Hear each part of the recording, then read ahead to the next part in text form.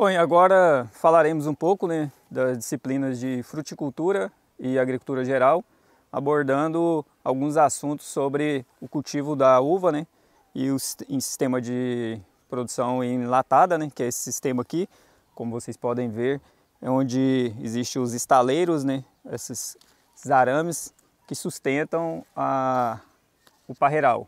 Esse tipo de sistema aqui é conhecido como latada. Existem outros sistemas, existe também um sistema de cultivo em espaldeira, que é na vertical, e esse nesse formato é conhecido mundialmente como latada e alguns outros nomes por aí.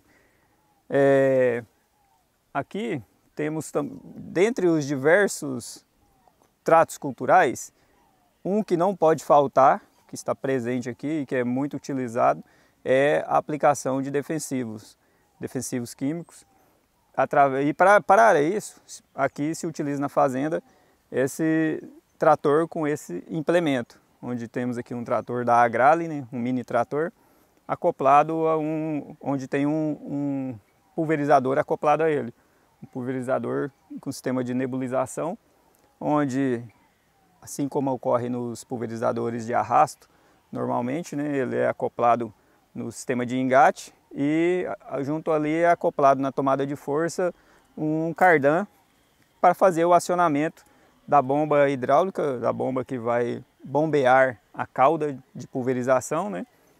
Aqui dentro desse tanque é um tanque com capacidade para 500 litros de cauda. Existe também um agitador que o próprio cardan, que é ligado lá na tomada de força, ele faz tanto o acionamento mecânico da bomba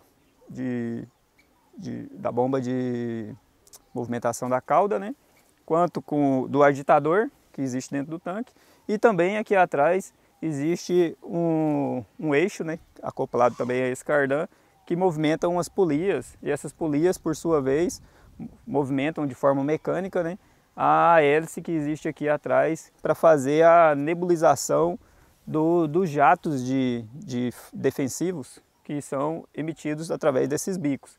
Esse pulverizador aqui, ele é composto de 10 bicos, 10 pontas de pulverização, onde ele emite o defensivo e o movimento da hélice ali, gerando uma grande quantidade de ar, de vento, faz com que ele seja direcionado para as folhas, como nesse sistema de latada, o mais indicado é esse tipo de sistema de aplicação de defensivo, esse tipo de sistema de pulverizador, onde ele também, esse vento, vai fazer com que movimente as folhas, abre elas, fazendo com que o defensivo atinja o alvo mais facilmente, ele seja totalmente direcionado para o alvo. E além de aplicação de defensivos, também pode ser feita a aplicação de adubos foliares. Então, dentro dessa disciplina de fruticultura e agricultura geral também, que é uma outra disciplina do nosso curso técnico em agropecuária, a gente traz hoje para vocês o cultivo de uvas em sistema de latada, onde, para falar mais um pouco sobre o sistema de como que é feita a condução do parreiral, os tratos culturais, as principais doenças que acometem o parreiral, as principais pragas, como que é feito também falar um pouco sobre a adubação do parreiral, que aqui também se utiliza muito a adubação orgânica, que como é uma propriedade onde há a criação de gado leiteiro, eles aproveitam os dejetos, o esterco, e faz a aplicação desse esterco aqui para fazer a adubação do parreiral. Além dos adubos químicos, principalmente fósforo e potássio, que é bem essencial, muito essencial para o desenvolvimento da parreira. Então, para falar um pouco sobre isso, sobre os tratos culturais, e também falar um pouco sobre como que é feito o sistema de poda e também o sistema de enxerto, nós contaremos com a colaboração do responsável pelo parreiral aqui, o senhor José de Melo, que vai trazer um pouco mais de informações para nós nesse sentido. Olá, eu sou o José de Melo, trabalho aqui nesse cultivo de uva, precisamente na Fazenda Santa Helena. O proprietário é o Ronaldo Monte, mais conhecido aqui na Santa Helena por Ronaldinho Macaúba, por ele ter uma fábrica de rações Macaúba. E a gente, No ano de 2010, precisamente no mês de agosto de 2010, nós chegamos nessa fazenda aqui com os seguintes itens. Trouxemos da outra fazenda, do projeto de uva que foi iniciado em Goiás no ano de 2000, as estaquinhas nesse sentido, que é a muda de uva. Essa muda ela foi feita no estado de São Paulo pela Embrapa Uva, lá de Jales, e possivelmente o senhor Alberto Muraro, o saudoso Alberto Muraro, teve em contato com eles, comprou e veio para Goiás no ano de 2000. Por sinal, no município de Santa Helena, o primeiro pé de uva plantado em nossa cidade, no nosso município, foi plantado na época pela Dona Raquel, na época ela era deputada estadual, e eu tive presente na primeira implantação do primeiro pé de uva em Goiás, ali bem próximo no mutirão ali, onde era a vinícola, que hoje ainda é a vinícola lá, que eles não venderam, a estrutura deles. Porém, isso aqui é um galho dessa planta aqui. Eu estou mostrando porque a muda ela é feita nesse sentido. Vai ser o cavalo, por exemplo, a variedade de cavalo que veio para Goiás é o 572, tropical, feita para essa região, foi específico. Acontece que esse que nós tratamos de cavalo, esse porta-enxerto, qualquer tipo de uva, qualquer variedade de uva que precisar ser implantada nela, ela vai aceitar, tranquilo. Por exemplo, para as pessoas que não conhecem, a muda ela tem que ser cortada sempre beirando essa juntinha aqui para sair as raízes aqui. Mais ou menos esse pedaço aqui enterrado na terra, e ela vai brotar. Na sequência, tudo isso que vocês viram aí no início da filmagem pelo Adriano, teve lá fazendo o levantamento sobre a irrigação, sobre tudo aqui. Quando eu cheguei nessa fazenda aqui trazendo essas estaquinhas, nesse sentido, essa terra aqui onde vocês estão vendo, essa parreira de uva aqui, era simplesmente um lugar vago, não tinha nada. E nós preparamos tudo, toda a instrução do tratamento do solo. No começo da nossa conversa, eu esqueci de passar para o Adriano uma coisa importante. Para plantar uva, primeiro é o tratamento. O cultivo de qualquer outra cultura, como soja, milho, sorgo, algodão, corrige-se a terra plantando, para plantar qualquer outra cultura, jogando o calcário, que na uva seria muito mais importante do que qualquer outra coisa. Por exemplo, se eu vou plantar qualquer outra cultura, fiz a análise, pediu 1 tonelada de calcário por hectare, se eu for plantar uva, eu tenho que jogar 2 ou 2,5. Ela é uma cultura que exige bem o calcário para ter uma qualidade boa no futuro. Por ela ser uma planta permanente, nós temos informação do conhecimento nosso que o saudoso Alberto Muraro lá no Rio Grande do Sul tinha parreira de uva com 100 anos produzindo o mesmo pé, tendo o mesmo cultivo, a mesma poda. Por exemplo, esse pé de uva aqui, hoje ele está com 10 anos. Está com 10 anos essa planta aqui. Em agosto de 2010 eu fiz ela e plantei ela em dezembro de 2010. Quer dizer que do dia que plantou até agora ela tem 10 anos redondo. Porém ele nunca vai passar disso aqui. Se vocês voltar daqui 20 anos ver essa matéria de novo e chegar vindo de volta essa parreira de uva, esse pé de uva vai estar desse tipo. Ele pode estar mais grosso, o caule dele aqui, porque nesses 10 anos ele adquiriu isso aqui. Daqui mais 10 ele vai estar quase que o dobro. Ou seja, menos do dobro, mas ele vai engrossando. Esse sinal que eu mostrei aqui, ó, foi importante eu mexer aqui na casca. Não sei se vai sair bem na filmagem, mas com certeza vai. aqui em cima é uma cor, aqui é outra. Esse enxerto aqui, aquele enxerto ali foi feito em junho de 2011. Esse aqui foi feito em 2011 também, mais precisamente no mês de outubro. Nós temos 2 etapas de enxerto no ano. Mês de junho e julho, até dia 20, até final de agosto pega bem. Vou demonstrar como é que faz um enxerto É simples, porém a pessoa tem que ter um certo capricho na hora de fazer a cunha. O enxerto de uva é feito cunha. Você vai pegar um canivete ou um estilete, qual mais preciso seja, e fazer isso aqui. Você fez uma cunha com esse sentido aqui, contando que essa geminha aqui ela tem que ficar sempre na hora que você vai pegar, porque se eu pegar essa daqui e cortar ela o contrário, ela vai ficar de cabeça para baixo. Ou falta de conhecimento da pessoa, cortar o contrário aqui. Quando você colocar, ele vai ficar em sentido inverso, o broto vai sair. Depois ele teria que fazer a volta para... O que acontece com isso aqui? Eu tenho em minha mão aqui essa muda de uva. Vamos dizer que isso aqui seria o gai do cavalo lá do porta-enxerto onde eu vou. Padrão, quase parecido. Vou pegar o próprio... No caso aqui, para ficar mais aceito da pessoa entender, com a tesoura. Eu vou dividir quase que o meio aqui do gomo, um espaçamento de uma gema na outra. Vou pegar o canivete, rachar no sentido acompanhando a gema também aqui, ó.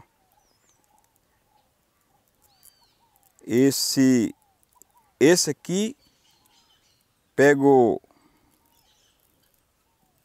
a ferramenta que eu estiver trabalhando. Ó, tá feito um enxerto. Aí você que vai ver esse vídeo pode pensar, é muito simplesinho, não é? Facinho. Mas aí tem o capricho de você ter que vem o segredo de enfaixar. Isso aqui é aqueles bobinas de saquinho que eles vendem, tem no açougue, na frutaria. Você tira uma fitinha dele, é um material reciclável, que ele, com o tempo... Isso aqui, desde o ano 2000 que eu faço esse processo aqui. Você vai pegar aqui, ó. Aí o segredo do enxerto tá esse. Um lado, vai sair bem na filmagem aqui, viu que ficou aberto aqui atrás. O lado de cá ficou casca com casca. Esse lado aqui é o que vai mandar. Que vai... a casca dessa parte de baixo vai emendar com a casca desse outro que está de cima, que é o enxerto que está sendo feito.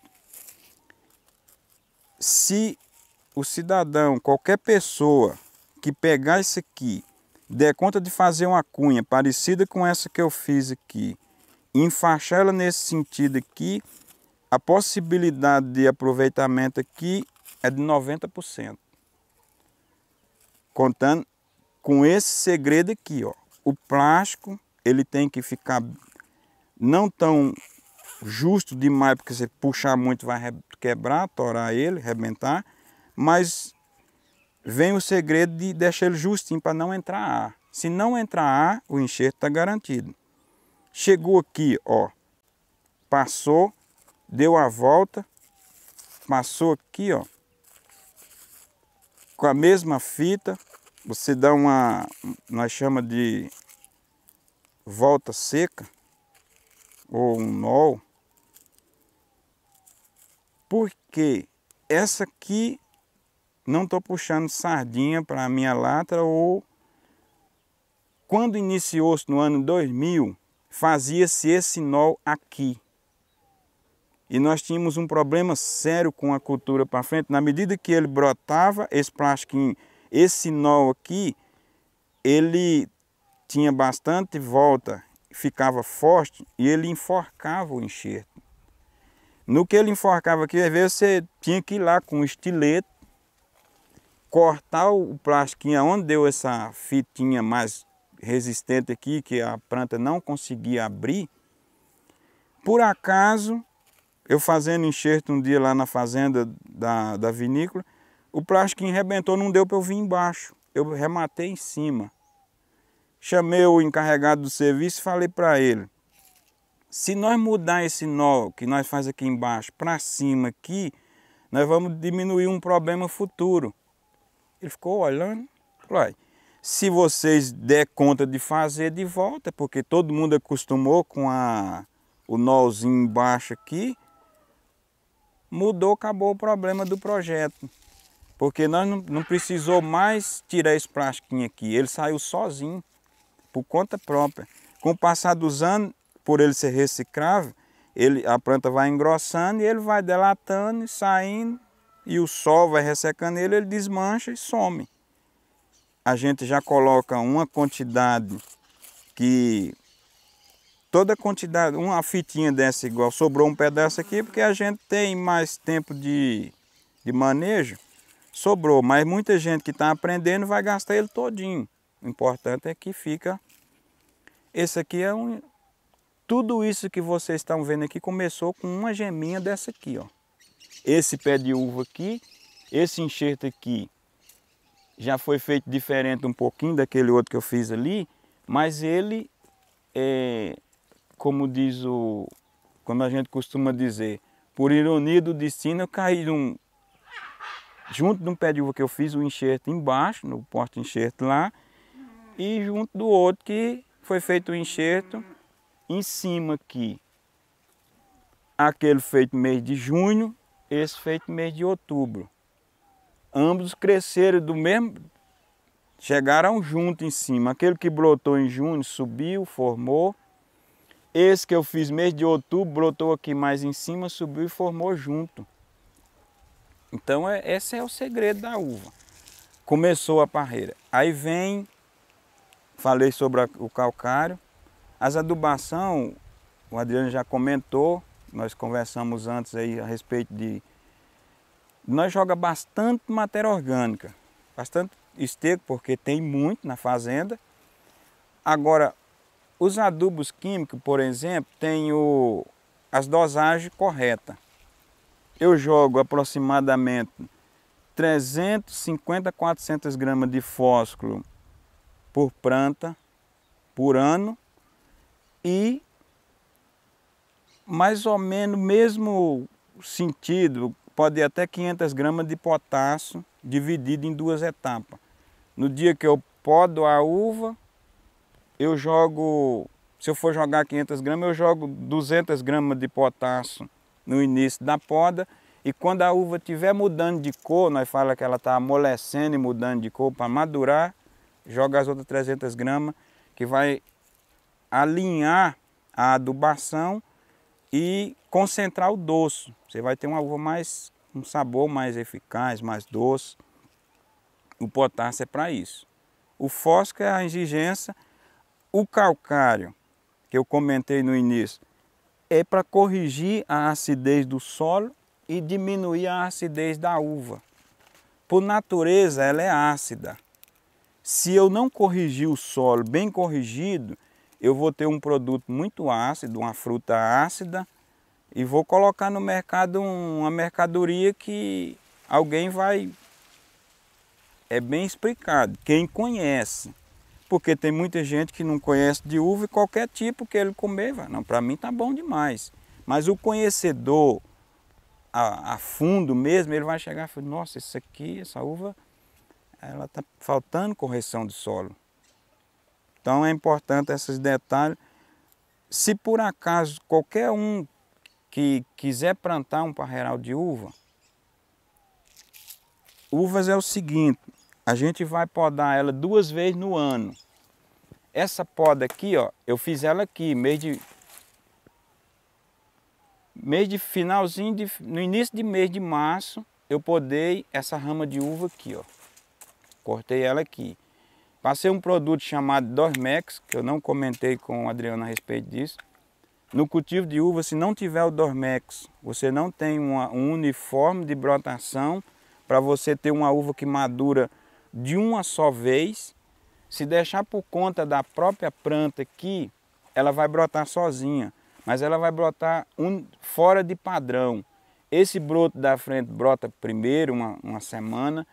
A semana que vem esse outro vai brotar, na outra vai brotar o máximo 2 brotos aqui e olha lá, diferença de semana um do outro. Com o Dormex que nós passa aí, ele faz efeito dentro de 15 dias. Com 15 dias que você voltar aqui, tá todos brotando de uma só vez. Você vai chegar aqui e olhar. Se nós tivéssemos tido a oportunidade de ir na outra parte de lá, que está nesse estágio, brotando, você vai ver uniforme a brotação. Inclusive depois, se vocês quiserem passar de lá na sede e fazer uma filmagemzinha só por cima, um lugar que está começando, nós fala, tá virando cotonete. Essa gema aqui, quando ela vai querendo brotar, ela vai virando tipo um cotonetezinho, vai saindo assim um trenzinho aveludado por cima aqui e posteriormente a folha. Mas primeiro sai uma proteção, uma camadazinha, tipo um cotonete assim. Voltando à poda. Essa aqui, ó, eu podei aqui, agora eu vou voltar ela aqui. Início do ano eu podo para frente, início do ano tipo do dia 20 de fevereiro em diante. Janeiro, aliás, dezembro, janeiro e até dia 15, dia 20 de fevereiro, não convém podar uva. Nós estamos num período muito crítico, de muita umidade, de muito calor, e vai ser difícil de controlar o fungo. Eu comentei com o nosso amigo aqui, o Renato, que o fungo, o míldio, se não tiver conhecimento e passar os produtos na hora certa, dificilmente vai ter uva no parreiral. Ela vai abortar tudo. Na filmagem pode até alguém estar vendo esses cachinhos secos, mas o que aconteceu? Tem tanto cachinho seco desse tipo aí. Isso aqui é o que nós chamamos de fenômeno da natureza. Nós trabalhamos em conjunto com muita gente. Nós precisamos da abelha, nós precisamos do passarinho, de tudo. Isso aí foi o passarinho que comeu a maioria. Ele veio e faz só um furinho, a abelha toma conta. Aquele cacho, às vezes, você chega e já... Um cacho igual esse que ficou só o talo, nós foi o morcego. O morcego vem, o morcego frutífero, por exemplo, ele vem comer uva aqui de noite, você chega no outro dia. A gente até anda fazendo algumas armadilhas para espantar eles, para o estrago. É um bicho que não é tão benéfico para a nossa saúde, né? Mas no cultivo de uva alguém vai se deparar com o estrago do morcego. Voltando às pulverizações. Ele mostrou o pulverizador, muito interessante o pulverizador de uva. Pouca gente conhece, mas é um equipamento que traz um respaldo para quem trabalha no cultivo de uva. Se não tiver um pulverizador daquele ali, dificilmente você vai ter uma qualidade no seu produto, na sua roça, porque ele traz... você faz ali um processo de... Nessa uva de mesa aqui, eu não uso calda bodaleza. Ela é muito trabalhosa. Mas na uva para vinho, na uva de indústria, é muito usada a calda bodaleza, é natural. É um produto natural. Aí ela costuma manchar a uva. E como a uva vai para a mesa, se eu manchar a uva, o comerciante lá, o dono do mercado e o consumidor final vai reclamar, porque ela vai estar manchada. Mas eu poderia até aplicar uma calda bodaleza igual está aqui agora, para proteger essa folha de um eventual fungo que possa vir, algum insetinho que queira ficar alojado aqui. Se eu der uma passada de calda bodaleza bem forte aqui, vai. Calda bodaleza nada mais, nada menos do que sulfato de cobre e calvígio. Derrete o sulfato, queima o calvígio, junta os dois no pulverizador com dosagem, claro, tem que ter a dosagem correta, que se pôr muito sulfato e pouco cal, o sulfato queima a folha. Então, hoje é muito simples as pessoas trabalhar, porque nós temos um aliado muito bom. A internet você acha de tudo hoje. O que você não acha no mercado local, você pede do outro lado do mundo e vem através da internet. Então hoje, praticamente uma pessoa leigo de conhecimento, daí um pouquinho ele está entendendo de muita coisa. Fala, mas esse cara até ontem não sabia nem o que era isso, sabe de muita coisa já, mas temos um aliado bom. E isso bem verdade, para quem sabe usar, né? Internet para quem faz ela para o lado certo, para o lado benéfico. A planta da muda de uva, quem quer fazer muda de uva, nós estamos terminando o período ideal, que é agora finalzinho de agosto. Até lá para o dia 10 de setembro ainda sai bem. Por quê?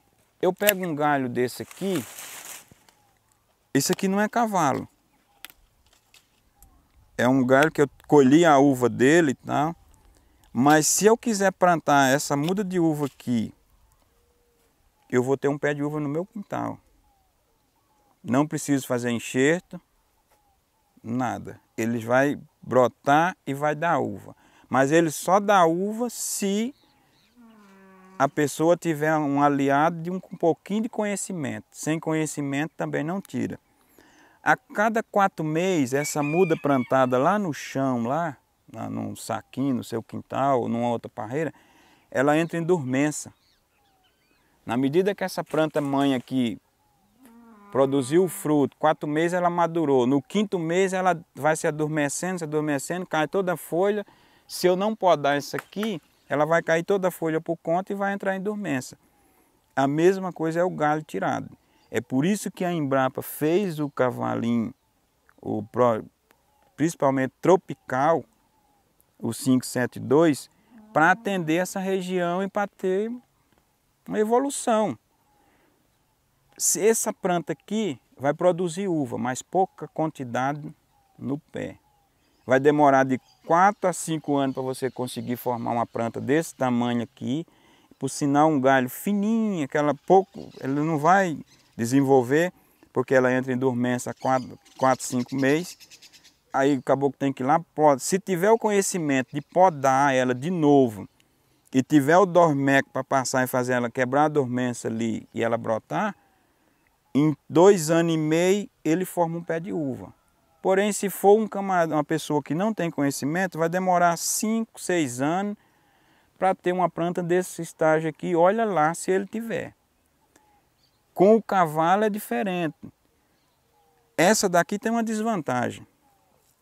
Se você plantar ele, qualquer problema de solo que der, ele vai se esbarrar no problema de solo que tiver ali. O porta-enxerto 572, ele é desbravador. Ele é uma coisa, foi feita para desbravar mesmo. Ele vai ter, problema de solo que tiver, ele vai separar, ele vai conseguir separar o que serve para ele e o que não serve e vai desbravar e vai embora. E conduzir o enxerto que está nele. Essa galha aqui, problema de solo que tiver, ela vai se esbarrar. Vai se neutralizar e não vai crescer.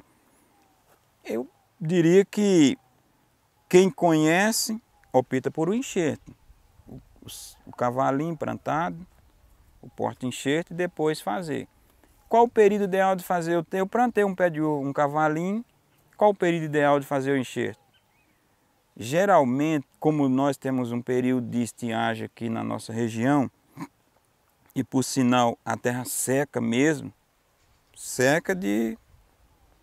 e o período de estiagem às vezes é longo, você faz a muda meio de junho, julho, entre junho até finalzinho de agosto, cuida dela no viveiro, e mês de novembro, quando a terra estiver molhada, você planta ele em novembro para fazer enxerto no mês de junho do outro ano. No ano seguinte, mês de junho, essa daqui, eu fiz ela em agosto de 2010. Em dezembro de 2010 eu plantei ela aqui, porque eu fiz um mês atrasado, quase 2 meses. Em junho de 2011 eu fiz o enxerto. Em junho de 2012 eu estava colhendo uva aqui em cima. Então, deu 2 anos da planta à colheita. Se eu faço um pé desse aqui lá no meu quintal e deixo lá, eu vou demorar talvez de 4 a 5 anos para ver o primeiro cachinho em cima, uma raminha. E isso bem explicado, se for tendo manejo e cuidando. Do contrário, não tem. Não sei se vai ser fácil dos colegas entender, mas é simples. O cultivo de uva é simples, porém exige conhecimento. Veneno sobre uva, doença. O fungo chamado milde, nós usamos para controlar ele, que se não passar, se ele pegar na folha, ele derruba toda a folha da uva, queima. Primeiro fica branco. Os gaúchos costumam chamar de mofo. Chega lá, eles falam, ó, quando eles chegavam aqui que achavam uma mancha de milho, eles reclamavam para nós. Ó, vocês não estão cuidando, pegou mofo na parreira. Primeira vez que nós ouvimos, ficou tudo zoado. Falou, pronto. Mofo? O que é isso? Nós foi lá, como tinha aprendido diferente, que era milde. Falou, não, mas o gaúcho falou que viu mofo, mas nós não achou, nós achamos milde lá, vamos passar veneno agora. Porém, é a linguagem que eles usam lá no sul, que realmente parece um mofo mesmo, é uma branquinho. No momento ele é branco, depois ele fica preto, porque ele mata a folha, empretege e queima tudo. Os venenos são cabriotop, ridomil, manzate. Esses venenos eles controlam o milde e previne. O cabriotop e o manzate, ele previne a alternária que vai dar no ciclo final quando a uva está madurando. A alternária seria isso aqui. Isso aqui é uma mancha de alternária. Tem pouca no pé, mas tem. 100%, dizer, eu não tenho uma manchinha de alternária na minha parreira. Pode ser que aconteça, mas é uma coisa que não vai atrapalhar você. Aqui, por exemplo, eu já colhi a uva, vendeu, tá o pé pronto, descansado para começar a podar. Semana que vem eu vou derrubar isso aqui. Se vocês voltassem aqui a semana que vem, por exemplo, vocês iam achar só esse talo aqui, com esse toquinho de rama, com 2 gemas. É 1, 2 gemas que nós podemos, nós chamamos de gema, isso aqui. Passar do Dormec também. Faltou, na minha fala toda, a explicação sobre o etrel.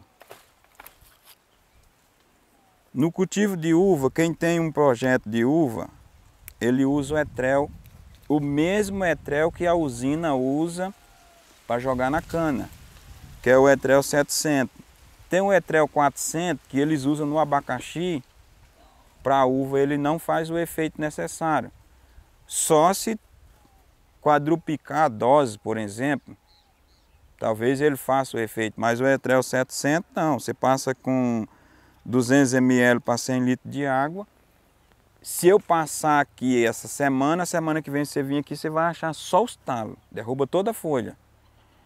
O que o etrel faz? Ele é para essa poda de produção aqui, a rama estava um pouco não tão madura, ela vai terminar de amadurecer essa rama que está verde aqui e voltar seiva para... Ele é um deslocador de seiva, ele desloca a seiva que está nas folhas para a rama e quando eu podo ele joga de volta com precisão a brotação.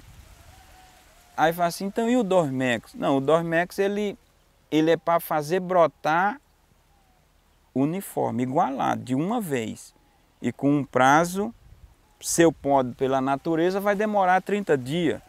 Com o Dormex vai demorar 15 dias, está brotando. Então eu ganhei 15 dias e tive um uniforme nos brotos. Até porque, se não tiver, você fica indo e voltando, colhendo o cacho que madurou. Mesmo com esse processo todinho, uva não madura de uma só vez.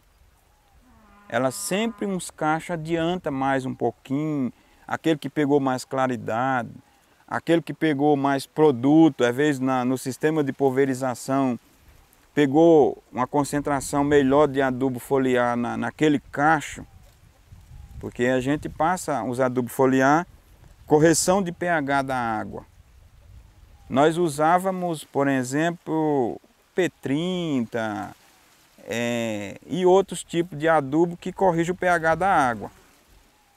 O pH da água precisa estar entre 6 e 7 para fazer uma pulverização uniforme. Hoje tem no mercado o Fera.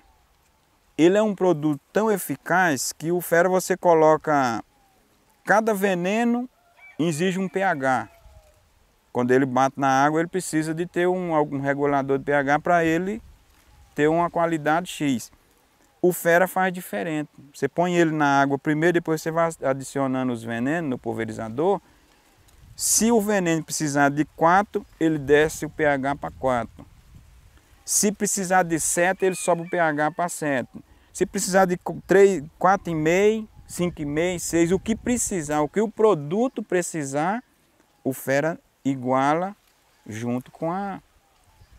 É um produto muito bom.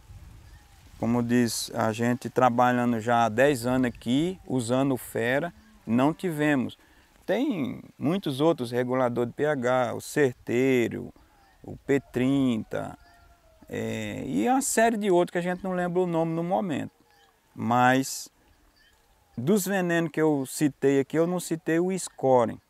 Se alguém tem um projeto de uva, uma parreira, é necessário ter o Scoring. O Folicure, eu acho que o mercado parou de fabricar ele. Se eu não me falha a memória, veio o Prisma no lugar do Folicure. É um produto bom também. Agora, para os colegas que vão ver esse vídeo, eu diria que qualquer um aprende. Nós nascemos com 0 de aprendizado, não é? Não sabemos nada, nada, nada. E depois, com o passar do tempo, a gente vai aprendendo as coisas. Agora, isso aqui, aí tem que ter um conhecimentozinho para poder chegar até aqui. Faltou aqui uma ferramenta que eu podia ter até trazido para mostrar. Quando esse pé de uva estava aqui, eu marrei um barbanto nele, quando ele era uma estaquinha assim, para conduzir ele. Se eu for amarrar ele numa lasca dessa, vou gastar muita fita, muito barbante. Eu conduzo um barbante de parede com ele até chegar aqui no arame. Vocês observaram que todos eles fazem um V em cima, todo pé de uva. O que não, esse aqui, ó, o enxerto aqui, eu estava com uma gema na mão. De vez em quando tem uma gema filipada, 2 de pareia. Quando a gente dá sorte de pegar ela e fazer a cunha dela, ele vai brotar igual esse aqui, era uma gema filipada. Brotou 2 brotos. Eu tirei um para um lado, outro para outro, formou o V. A parreira sempre nesse sentido. Espaçamento de plantação de uva. Esse lanço, 3 metros. O pé vai crescer 1,5 metro para um lado e 1,5 metro para outro e encontrar no outro. Esse espaçamento de uma rua na outra aqui, 2,5 metros, por causa do pulverizador. O pulverizador, o leque abre de 2,5 metros pegando completo. Aí eu passo na outra rua mais 2,5 metros, os venenos encontrou, fez uma pulverização uniforme. O espaçamento é importante para quem vai plantar uva, de verdade mesmo. Como eu expliquei da distância do pé, o pé de uva vai ter 3 metros, a extensão dele. 1,5 metro para lá, 1,5 metro para cá. Que ele subiu aqui e jogou para um lado e outro. Por isso que esse vão é de 3 metros. E o de 2,5 para controle de praga. No controle de praga, como até o Renato tinha me perguntado, o que ataca a uva? Aquele bichinho que ele chama de joaninha, ele ataca. Aquela cigarrinha, o largata. Eu tenho uma largata aqui que eu estou com 10 anos lutando para controlar ela e até hoje eu não consegui controlar ela. ela se esconde dentro do cacho de uva, faz uma telha, parecendo uma telha de aranha em volta dela e fica lá. Os inseticidas que eu passo não alcançam ela. Eu só vou alcançar o dia em que eu conseguir um produto que tire ela de dentro do habitat escondido dela lá, senão nunca vai matá-la. Aí vem uma parte importante para quem um dia for mexer com uva. Todo produto de uva tem que ter indicação no rótulo para a uva. Eu já usei produto sem indicação e tive problema, então o patrão sabe disso, até ele andou pondo as coisas e depois ele voltou atrás, viu que não dá.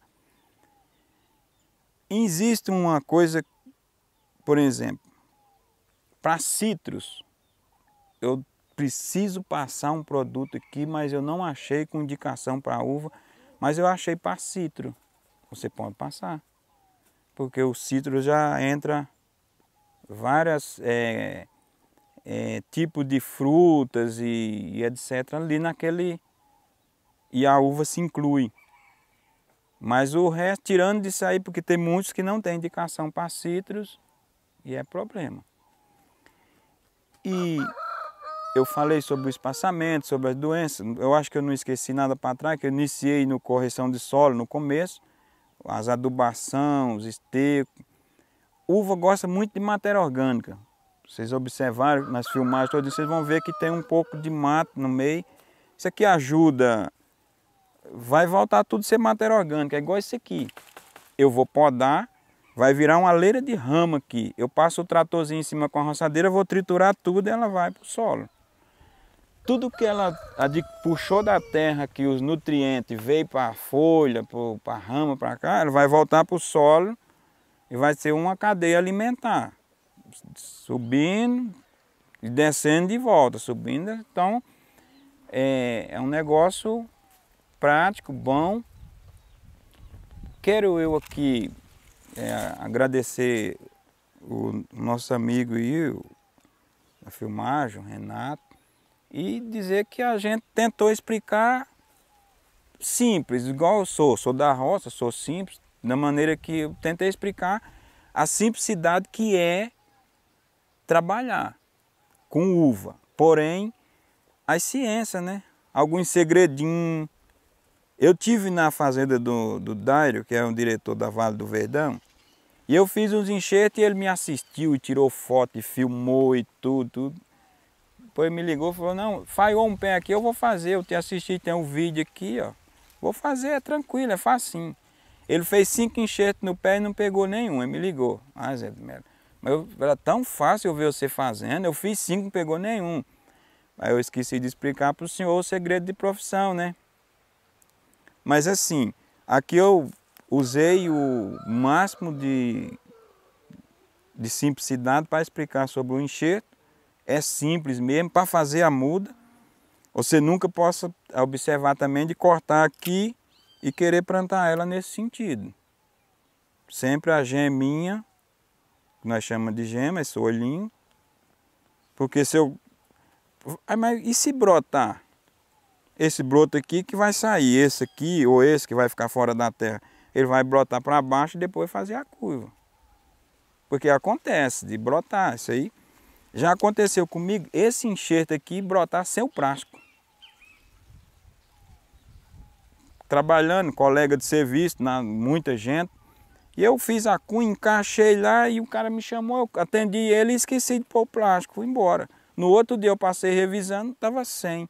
Mas a cunha estava verdinha lá. Mas ela tinha ficado tão uniforme, encaixadinha, que brotou. Não vai usar aí. Se alguém quiser fazer o teste, faz também. É um aprendizado.